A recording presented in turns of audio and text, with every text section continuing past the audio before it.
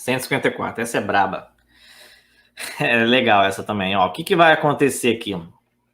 Isso aqui diz o seguinte, ó, você tem um tabuleiro que ele não disse qual é a dimensão do tabuleiro, né? Ele disse que você tem que encontrar a dimensão dele, mas ele diz o que acontece. Em um tabuleiro N por N, o que vai acontecer?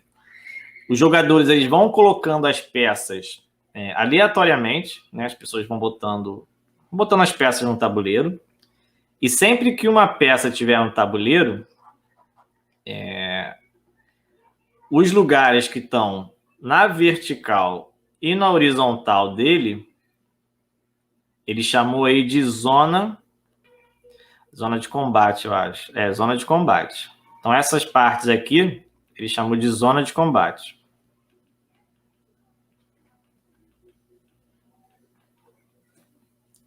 E aí, o segundo jogador, ele vai ter que colocar em algum outro lugar sem ser em cima dele, certo? Qualquer outro lugar sem ser em cima dele. E aí, ele pergunta o seguinte, ó. Ele quer saber a dimensão mínima, né, que o design deve adotar para o tabuleiro, desde que a segunda peça coloque em um lugar aleatoriamente, né, seguindo aí a regra do jogo, e ficar na zona de combate seja inferior a 1/5. Então, ele quer a probabilidade de que o primeiro jogador escolher um lugar qualquer.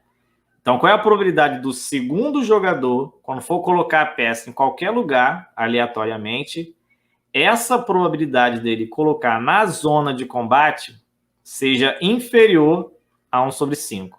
Ou seja, o segundo jogador vai botar em qualquer lugar, desde que a probabilidade de botar na zona de combate seja menor do que 1/5. Então, ele quer o tamanho desse tabuleiro para que isso aconteça.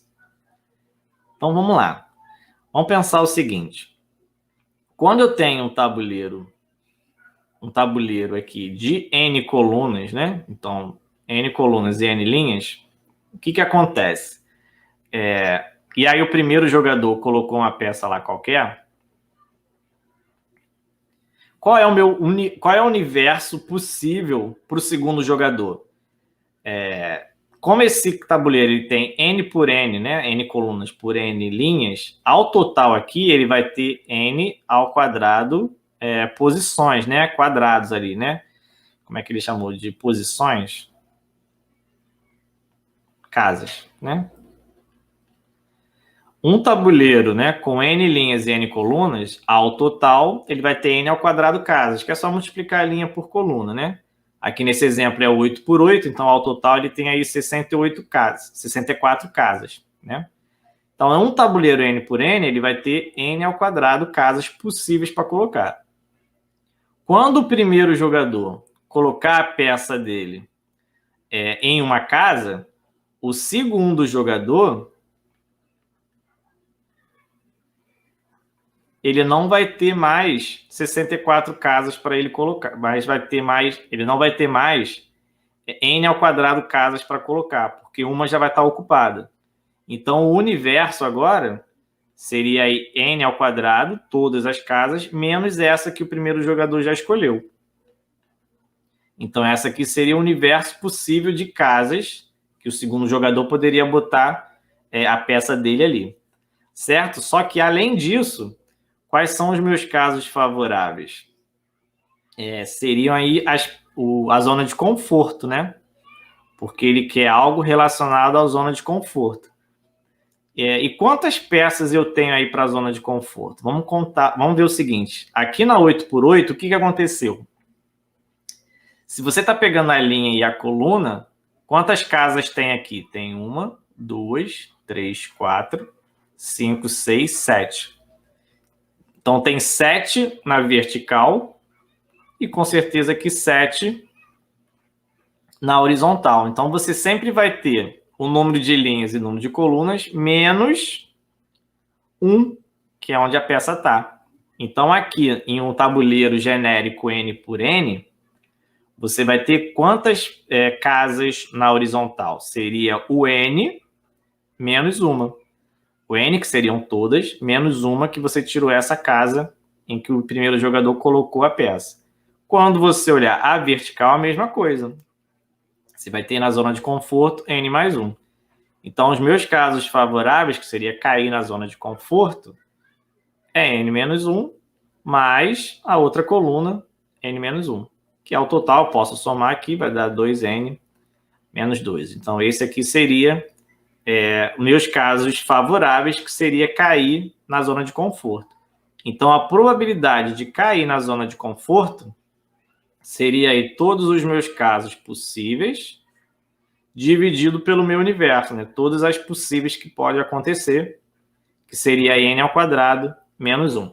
E essa probabilidade foi o que ele disse ali embaixo, que quer que seja inferior a 1 sobre 5. Então, ser inferior a 1 sobre 5 quer dizer que isso aqui tem que ser menor do que 1 sobre 5. E aí agora eu resolvo essa conta e encontro o valor de n. Posso aqui fazer a multiplicação cruzada, né? Vai dar 10n menos 10 menor que n ao quadrado menos 1. Passa aqui para o lado de cá, vai ficar n ao quadrado menos 1 menos 10n menos 10. Aí eu posso passar esse sinal para o lado de cá, sem problema algum. Então, n ao quadrado menos 10n. Esse 10 passou para cá, muda de sinal. Mais 9. Certo? Então, agora eu tenho que fazer um estudo aí do sinal nessa equação do segundo grau. Inequação do segundo grau. O que eu vou fazer aqui? Eu poderia resolver por Bhaskara, certo? Para encontrar as raízes, e aí depois dar um estudo na parábola. Ou eu posso fazer por soma e produto. Soma e produto aqui eu acho que está meio fácil, né? Porque aqui eu teria n ao quadrado menos a soma das raízes mais o produto das raízes. Então, a soma teria que dar 10 e o produto teria que dar 9. Aí fica meio fácil de ver que as raízes são 1 e 9. Ou seja, isso aqui vai dar 0, né? Quando n for igual a 9 ou n igual a 1. Certo? Vamos ver como se comporta a parábola aqui, né? Se eu fizer aqui o plano cartesiano, deixa eu ver só a reta, né? Na verdade, esse do plano cartesiano. Essa parábola ela vai passar nos pontos 1 e no ponto 9. Como o coeficiente A aqui é 1, quer dizer que essa parábola é voltada para cima. Então, essa parábola ela vai estar passando por esses dois pontos, fazendo assim. Como ele quer que essa equação seja maior do que 0, ou seja, tem que ser positivo. Positivo vai ser para cá, tá para cima, né? Positivo, ou para cá. Então, aqui, na verdade, o meu n ele tem que ser menor do que 1 para ser positivo, ou n tem que ser maior do que 9 para ser positivo, certo? Então, ela vai ser 0 no 9 e no 1, mas vai ser positiva quando assumir os valores o n menor do que 1 ou n maior do que 9. Ou seja, o meu tabuleiro tem que ter dimensões 1 por 1 ou 9 por 9. Só que tabuleiro 1 por 1, né? A gente descarta porque não tem como, né? Como é que eu vou fazer um tabuleiro 1 por 1? Então tem que ser um n maior do que 9. Maior do que 9 por 9 é o 10 por 10. Letra D de dado, certo?